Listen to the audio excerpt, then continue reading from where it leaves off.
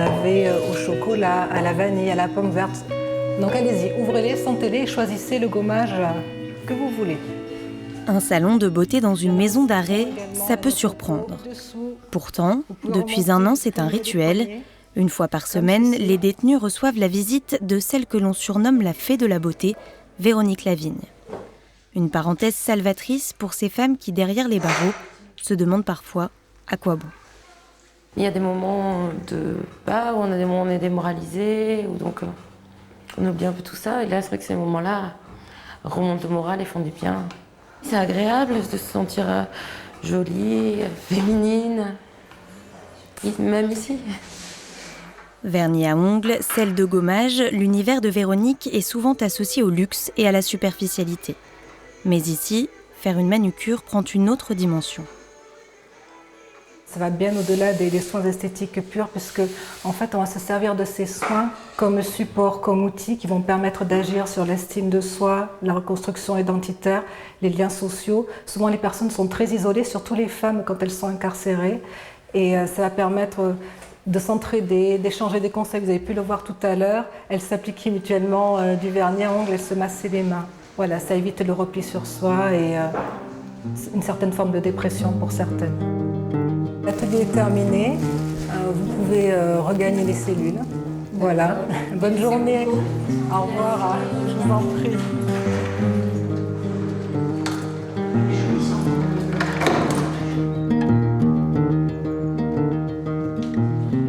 Comme Véronique, elles sont une trentaine à étudier chaque année la socio-esthétique. Et c'est à Tours, en plein cœur de la région Centre, que se situe l'unique centre de formation en France.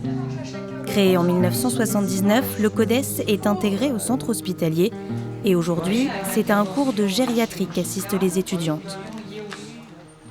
Les pédiatres et les gériatres, on s'occupe de la personne en entier, de là jusque là. Mais Irène Léger travaille dans un établissement d'hébergement pour personnes âgées. Elle enseigne au CODES depuis 2006.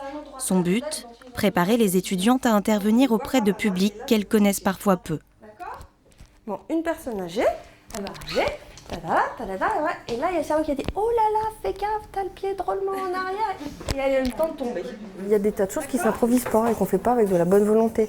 Comment on rentre en communication avec quelqu'un qui a une maladie d'Alzheimer, on ne fait pas qu'avec sa bonne volonté. Il y a des choses qu'il faut savoir, il y a des modes de communication, il y a des modes d'entrée en relation. Et puis le grand âge, c'est aussi des choses sur lesquelles on met beaucoup d'images. Parfois aussi beaucoup de peur, et c'est bien d'être préparé un petit peu avant et puis de prendre du recul par rapport à ses propres peurs. Une formation classique en poche, les apprentis socio-esthéticiennes ont des parcours variés. Certaines n'ont exercé que quelques années, d'autres ont toute une carrière derrière elles, mais elles ont en commun un sentiment, la déception. J'ai travaillé 6 ans en institut. Et donc essentiellement pour une grande chaîne où on faisait de l'épilation rapide.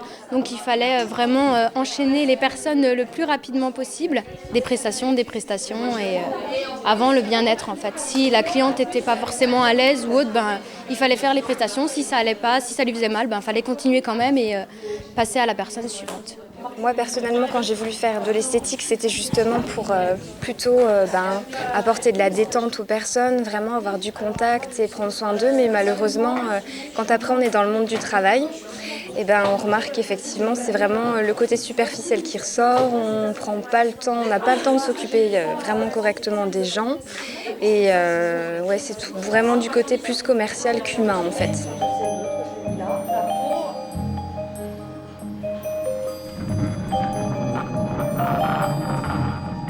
Ce constat, Julie Merlin l'a fait il y a 6 ans.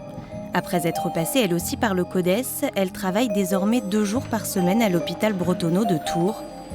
Et aujourd'hui, elle a rendez-vous avec Frédéric, un patient du service d'oncologie. Bonjour monsieur. Est-ce que ça vous aurait fait envie un petit peu de détente, de bien-être aujourd'hui? Avec plaisir, oui. Ouais. Je vais pas refuser. D'accord. Avec plaisir. Qu'est-ce qui vous ferait envie? Un soin bien visage? agréable. D'accord. On voit qu'elle est hyper réactive dans tous les cas. Donc c'est vrai, je sais que j'ai une peau qui aura besoin de soins.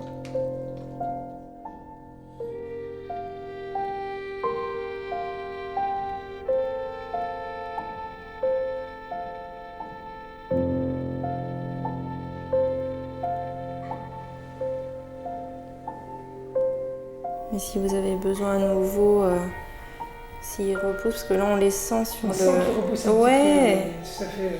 Donc si vous avez besoin, vous n'hésitez pas à demander au service qu'il y a une coiffeuse aussi. Je pense qu'on a tous, tous ceux qui sont dans un hôpital ont besoin, pas d'oublier parce qu'on n'oublie pas, mais ils ont besoin de s'évader quelque temps et c'est vrai que si on pouvait proposer ça à tous les malades, ce serait vraiment très bien, quoi.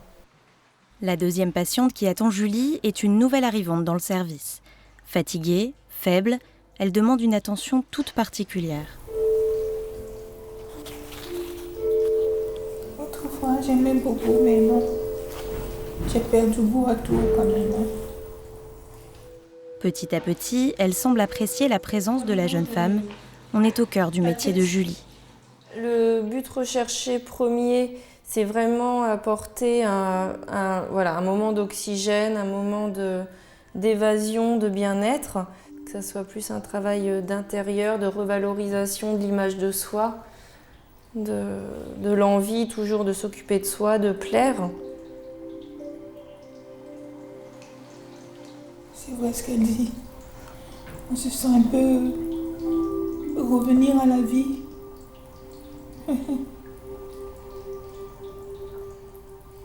Elles sont belles, vos mains, elles sont pas desséchées ni rien. Il faut continuer à mettre de la crème un petit peu toute seule. Faut pas hésiter. C'est ce que j'allais vous dire, faut demander au service. Ils ont à disposition des huiles, des crèmes pour les patients. Donc il faut bien penser à en demander, puis ils vous fournissent suivant vos besoins. D'accord. Au départ, bon, ça me disait rien. Tellement elle a été engageante et gentille, bon, je me suis dit pourquoi pas. Et quand elle m'a fait ses soins, je me suis sentie bien dans ma peau. Voilà pourquoi je continue.